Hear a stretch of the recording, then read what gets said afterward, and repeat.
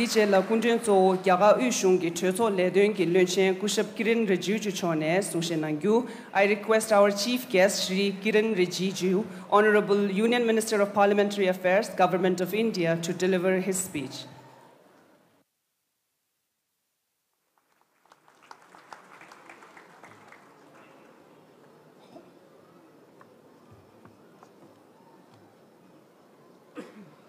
नमस्कार तशीदेले परम पावन दलाई लामा जी के चरणों में नमन।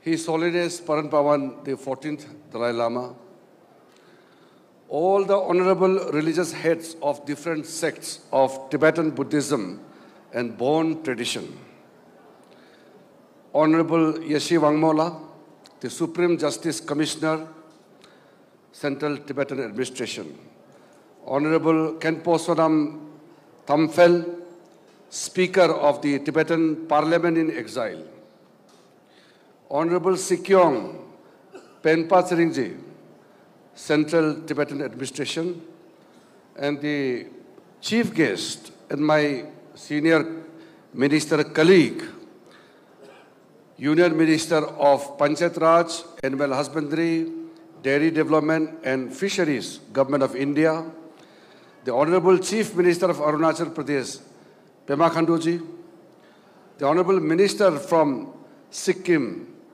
Sonam Lama ji, Chief Executive Councillor of Ladakh Autonomous Hill Development Council, Tashi Gyaltsen ji,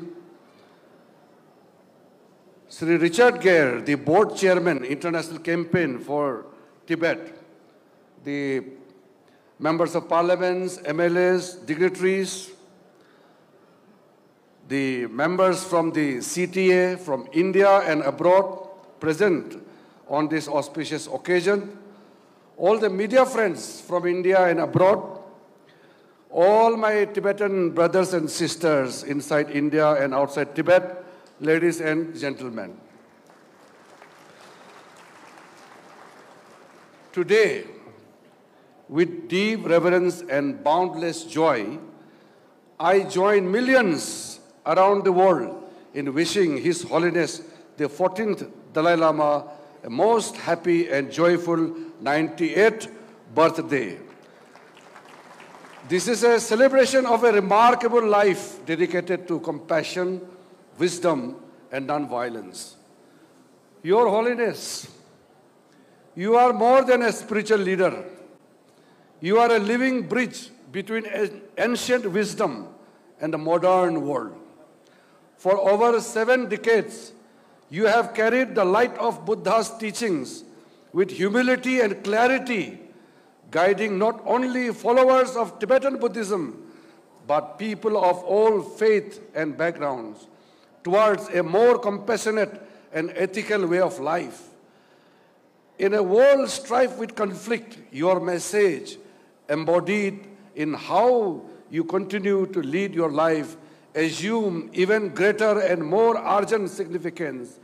It is a matter of pride and honor for India and Indians to have you in our midst. As we mark this milestone, it is important to honor the deep historical relationship between India and Tibet. When the great masters like Santa Rakshita and Padma Sambhava journeyed from India to Tibet in 8th century, they planted the seeds of dharma that would flourish in Tibetan soil. These teachings, rooted in profound Nalanda tradition, were preserved, practiced, and expanded by generations of Tibetan scholars and yogis. On behalf of people of India and government of India, I bow down at his lotus feet and wish him a very happy birthday and a long life, so that he guides us all and the suffering humanity with this great compassion. Your Holiness is undoubtedly a visionary statesman and a spiritual master whose influence extends to global ethics. His teachings on compassion, mindfulness, and interdependence resonate with the people of all faiths and backgrounds.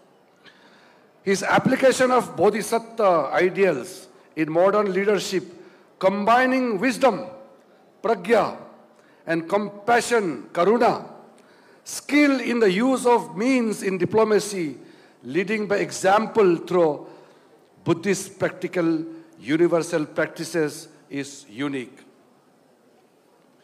His Holiness the Dalai Lama is one of the most revered, admired, and worshipped global spiritual leaders and the most honored guest of India. We feel blessed for his presence here in our country, which he regards as his Arya Bhumi. His Holiness the Dalai Lama profoundly calls himself the son of India, and he is one of the greatest ambassadors of the ancient Indian knowledge. He has always held the view that India can make significant contributions towards world peace through inner peace by utilizing ancient Indian knowledge and combining it with modern education. He has time and again reiterated the need for India to revive its ancient knowledge. As a devotee myself, and on behalf of all the millions of devotees across the world, I want to emphatically state that whatever decision taken by His Holiness the Dalai Lama, the established conventions and traditions, we will fully abide by it, and we will follow the directions and the guidelines to be issued from the institution of the Dalai Lama. I feel proud and I'm very fortunate to have closely followed His Holiness and his Dharma teachings and the words of wisdom for humanity. I diligently follow His Holiness statements and speeches and his travels across the world, being showered with love and affection wherever he went, breaking the barriers of religion, culture, race, and tradition. I am one of the privileged ones who had the occasion of attending the 80th anniversary of His Holiness' birthday in 2015 here. And now I am totally blessed to return back to Dharamshala to attend the 90th birth anniversary of His Holiness the 14th Dalai Lama. The Tibetan communities in India have been peaceful. They have made positive contributions in many ways.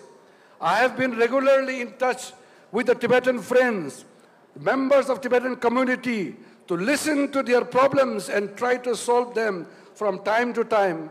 I've always held the view that there is need for us to contribute significantly towards the cause of Tibetan people. I have strongly been a strong votary of extending Government of India's welfare schemes to the Tibetan community who have lived peacefully over the decades in India. And I want to reiterate, my office, my house is open for the Tibetan brothers and sisters forever.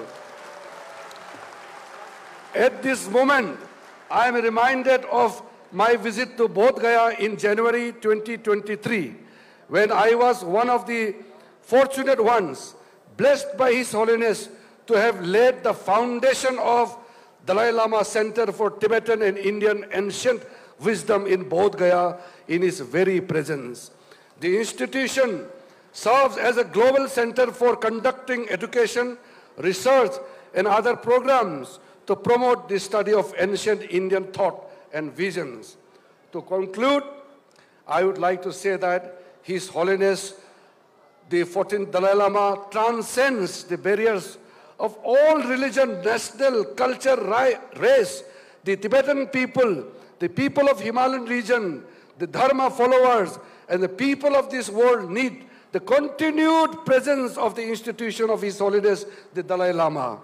I wish him all the very best for his good health, pray for his long life on the auspicious occasion of his 90th birthday, so that His Holiness continues to bless and guide us and come out of sufferings and lead a Dharma life of peace, happiness, harmony, and compassion. Lastly, I would like to appreciate the declaration made by the Central Tibetan Administration.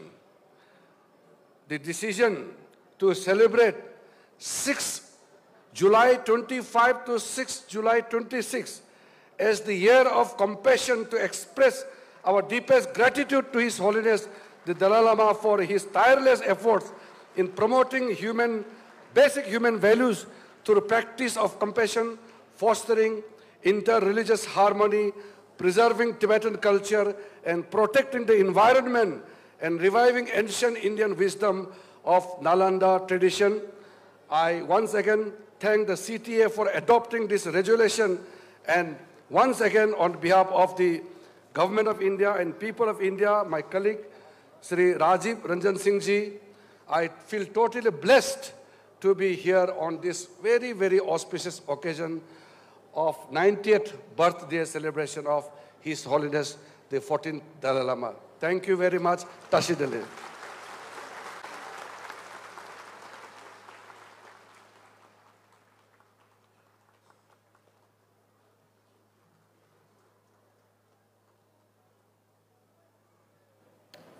Thank you.